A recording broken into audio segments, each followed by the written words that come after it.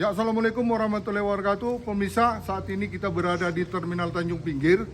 Kita akan mengeksplor bagaimana Terminal Tanjung Pinggir ini bisa diberdayakan dan bisa menjadi terminal seperti terminal yang ada di Nusantara ini. Dan pemirsa, kebetulan di sebelah saya hadir Bapak Sulaiman Sinaga yang lebih dikenal dengan tagline-nya Horoskedan. Kita akan berbincang-bincang langsung terkait daripada kondisi terminal ini, bagaimana pemanfaatannya sehingga menjadi terminal yang luar biasa dan bisa menjadi tempat destinasi wisata juga di terminal ini. Mungkin pemirsa ingin tahu, oke, kita tanya kepada Pak Sulaiman, bagaimana menurut Pak Sulaiman sebagai pelaku daripada usaha transportasi seperti ini. Silakan Pak. Horoskedan, saya melihat terminal ini sudah sangat bagus. Dan terminal ini setidaknya sudah 2 kali direvitalisasi atau diperbaiki. Ini di tahun 30 tahun yang lalu lebih kurang ini berdiri terminal itu untuk menggantikan terminal Sukadame yang ada di Perluasan. Dan terminal ini terletak di Kecamatan Center Mertoja, Tanjung Pinggir. Nah, kita berharap bahwa di sini ada terminal terpadu atau apapun terminalnya bisa menampung semua akap maupun AKDP.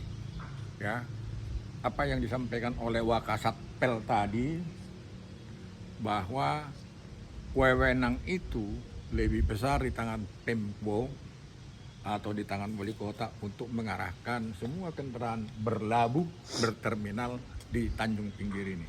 Harapan kita kepada wali kota, ini sangat sayang aset pemerintah yang sudah ratusan miliar habis di sini, supaya ini betul-betul difungsikan terminal ini sebagaimana terminal yang ada di seluruh Republik Indonesia. Sejarahnya juga perlu saya sampaikan bahwa Siantar ini sejak pemerintahan Belanda sudah ada terminal. Tapi sampai detik ini, sampai saat ini, saya tidak melihat ada terminal di Kota Pematang Siantar ini sebagaimana yang dimaksud dengan terminal. Kalau bangunannya memang adalah, tapi tidak berfungsi sebagai terminal begini besarnya, begitu megahnya. Harusnya biasanya kalau ada terminal hampir nggak ada tempat parkir lagi mobil ini. Pada saat sekarang saya lihat tidak ada parkir dalam terminal. Kalau ada pun parkir itu di luar terminal, ada 2 kemudian di situ mobil. Di dalam ini yang sudah disiapkan tempat parkir kendaraan nggak ada saya lihat. Nah, kita harapkan sekali lagi sebagai Wali Kota Wesley, program kerjanya 100 hari salah satu adalah bagaimana memungsikan terminal Tanjung Pinggir ini. Harapan kita nanti ini bisa dibuat terminal ini seperti zaman Belanda dulu, semua kendaraan luar kota maupun dalam kota harus tetap berlabuh di terminal Tanjung Pinggir ini. Demikian. Untuk tambahan dikit Pak, untuk soal pengelolaan ini dengan Dinas Perhubungan Kota Pematang Siantar, sejauh ini menurut Pak Sulaiman sendiri sudah seperti apa? Jangan hanya dibilang mereka sosialisasi dan sebelum artinya di bulan puasa kemarin pihak Pemko Dinas Perhubungan juga sudah melakukan sosialisasi. Kalau rentang waktu sudah ada sebulan, tapi sampai sekarang hanya sosialisasi sebatas rapat. Kita berharap Dinas Perhubungan agar segera ya kan menyuratin atau bila perlu mengeksekusi langsung terminal-terminal bayangan yang ada di kota.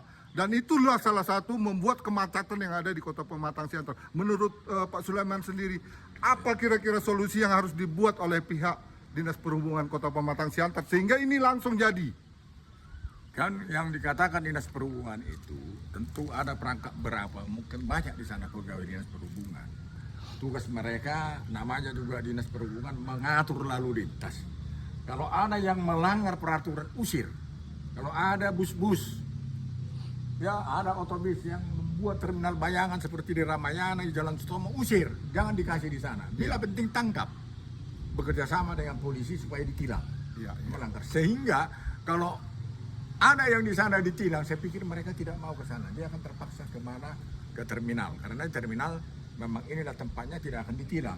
Kalau di sana tilang aja. Kalau ada 10 bus di sana, 10 tilang. Ada 100 tilang. Saya yakin dia akan lari pindah ke sini berterminal. Saya pikir itu yang bisa saya sampaikan. Atau mungkin perlu tambahan lagi di sini. Sini secara tegas ini adalah kesalahan Dinas Perhubungan Kota Pematang Siantar. Kenapa ada pembiaran, ada terminal di luar terminal? Itu dia ya. Itu dia. Kalau wali kota tidak menindak kepada Dinas Perhubungan, berarti wali kota nggak betul dia mau bagaimana menjalankan proses ataupun rencana kerja 100 hari. Seperti itu. Demikian ya. Oras. Betul. Ada tambahan lagi gitu atau perlu ditambahkan di sini untuk pos polisi sehingga lebih komplit lagi untuk pengamanan gitu atau Ya udah. gimana? Jadi kalau saya mengatakan bahwa memang pos polisi itu memang harus ada di sini. Jangankan pos polisi, ada di sini pegawai kementerian, ada di sini kepala Pemkot itu ya Dinas Perhubungan, ada polisi juga sebagai alat untuk menindak orang yang bersalah di sini. Cobalah bayangkan begini luasnya terminal ini tidak berfungsi sebagai mana terminal. Inilah harapan kita kepada wali kota supaya cepat ini dilakukan tindakan-tindakan strategis supaya ini bisa terminal ini berfungsi sebagaimana terminal. Itu yang dapat kami sampaikan.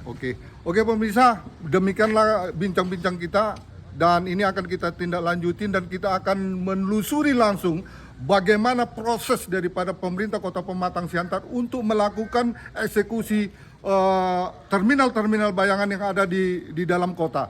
Untuk itu pemirsa, tetap ikuti perjalanan kami, jangan kemana-mana. Assalamualaikum warahmatullahi wabarakatuh. Waalaikumsalam warahmatullahi wabarakatuh.